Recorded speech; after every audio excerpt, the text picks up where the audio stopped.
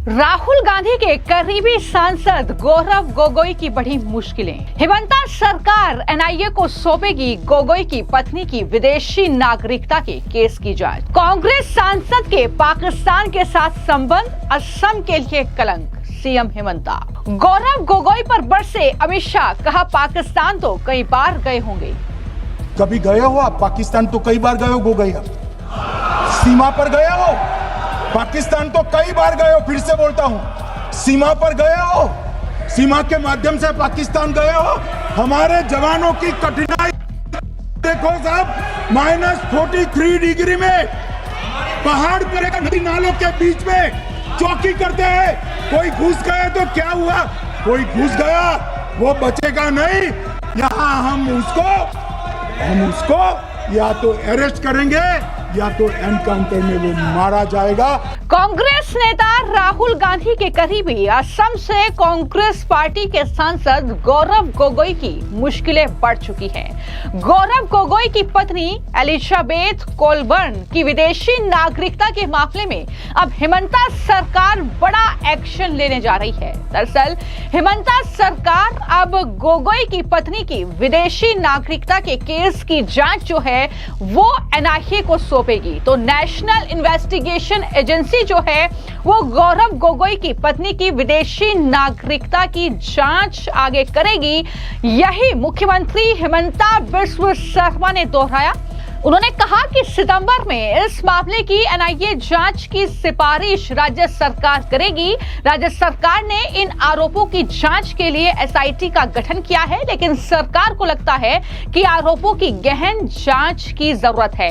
इससे पहले सीएम हिमंता ने गोगोई पर हमला बोलते हुए यह भी लिखा था कि वो असम के लिए कलंक है और एक गौरवशाली भारतीय होने के हमारे गौरव के साथ विश्वासघात है। ये बड़ी बातें सीएम हिमंता के जरिए कही गई थी। वहीं लोकसभा में अमित शाह ने भी असम में हो रही गौरव गोगोई के पाकिस्तान यात्रा के जिक्र को लेकर दरअसल उन पर तंज कसा था और लोकसभा में यह कहा कि कांग्रेस कहती है कि एक भी घुसपैठ नहीं होती। गौरव गोगोई को निशाने पर लेते हुए अमित शाह ने कहा कि आप पाकिस्तान कई बार गए हो, कभी सीमा पर गए हो। तो क्या कहा था केंद्रीय गृह मंत्री अमित शाह ने लोकसभा में गोगोई पर हमला बोलते हुए, जरा सुनिए। कभी गए हो आप पाकिस्तान? तो कई बार गए हो गोगोई। सीमा पर गए हो? पाकिस्तान तो कई बार गए हो। फिर से बोलता हूं, सीमा पर गए हो? सीमा के माध्यम से पाकिस्तान गए हो? हमारे जवानों की कठिनाई देखो साहब, -43 डिग्री में पहाड़ पर एक नदी नालों के बीच में चौकी करते हैं। कोई घुस गए तो क्या हुआ? कोई घुस गया वो बचेगा नहीं। यहां हम उसको या तो अरेस्ट करेंगे या तो एनकाउंटर में वो मारा जाएगा, बचेगा कोई। इनको सीमा की भौगोलिक कठिनाइयां मालूम नहीं। वहां मान्यवर कई नदी नाले हैं, वेग से पानी आता है, -46 डिग्री टेम्परेचर है, नीचे सुरंगें बनाते हैं और एक तो ऐसे कह रहे हैं घुस गए। अरे भाई, आपके मन में तो आपके समय में तो घुसने की जरूरत ही नहीं थी। आप बुलाते थे वीजा देकर, क्यों घुसेंगे? घुसने की जरूरत ही, जैसे आप पाकिस्तान जाते हो वैसे वो यहाँ आते। मनोहर, अब ये कैसे हमें पूछ सकते हैं?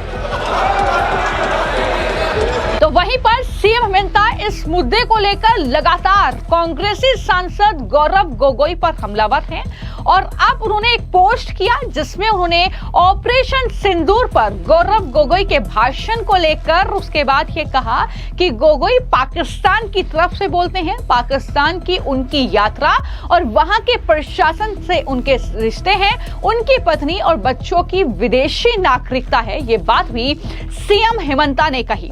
हालांकि वहीं पर एसआईटी जांच कर रही है, उसके बाद एनआईए को ये जांच सौंपी जाएगी। जब हिमंता सरकार ये फैसला करने जा रही है तो उसको लेकर उन्होंने कहा कि एसआईटी के पास लिमिटेड ऑप्शन है। और क्या कहा सीएम हिमंता ने इस मामले को लेकर मीडिया से बातचीत करते हुए, जरा सुनिए। Assam SIT has a limited scope. As I told you, we cannot access telephonic interaction, telephonic connection beyond 2 years. Assam has a limitation of 2 years. But NIA can trace things up to 2011, 2010. So this is not a new thing. I have shared many times with you that Assam SIT has a limited capacity, but within that limited capacity, our team has done a very good job. But ultimately, it is related to citizenship, it is related to OIC. Finally, it is the Ministry of Home Affairs who has to take over the investigation. Has the government officially written to NIA for the Not case? now. It will be only all these things happen post 10 September because we have given SIT time till 10 September. Either 11 or 12 they will put me the report. Then I will put the report to the cabinet, but we are not extending time to SIT. I also told them that no extension. So you have to conclude your proof by 10 September. So whatever they will do, they will complete 10th. They will give me report 11, 12. Before 15 September, I will bring the report to cabinet. Then cabinet will decide whether to refer it to NIA, CBI or MHA, whatever. That I have to see the report. But we have limited accessibility. We can dig up to 2 years. We cannot dig more than 2 years for the electronic evidence. But so far as manual evidence are concerned, we have dig and our team has done very well.